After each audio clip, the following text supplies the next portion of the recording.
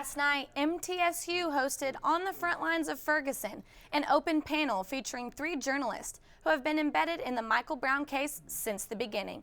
Reporter Bethany Thompson spoke with one of the guest speakers about his experience. Thanks, Mallory. We spoke with photojournalist David Carson, who's been reporting the Michael Brown case since the day Brown was shot. But what was so unique about this case had nothing to do with what actually happened. It's much bigger than that. On August 9th, David Carson was surfing through Twitter on his day off from the St. Louis Dispatch-Post. I actually first heard about the events in Ferguson through Twitter.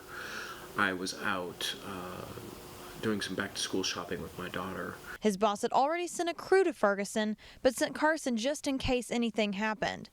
Carson had seen many police shootings in his reporter career, and this one seemed to be no different. To me, the way the story started off, the police shootings were not an unusual occurrence in St. Louis. I'd covered more than a dozen of them during my time in St. Louis over the 15 years. So what set the Michael Brown shooting apart? I think Twitter played a role in spreading this story. I think that people's were tired of this happening. I think there was a number of forces that came together and sort of helped this story take off. Social media, it's everywhere. Fingertips have started the next civil rights movement. If you are in the middle of the street, you're unlawfully assembled. Ferguson became a hashtag.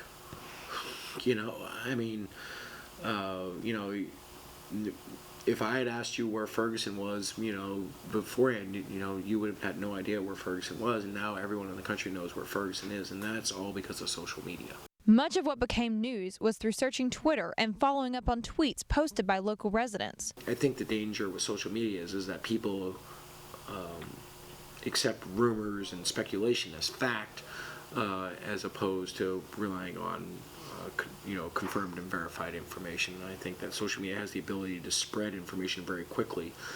And that information, doesn't matter if that information is false or it's true, it can be spread. But more importantly, Ferguson proved that people have the power to change their world. Technology has allowed the world to not only see something happening in a small town outside of St. Louis, but to become involved with their own voice.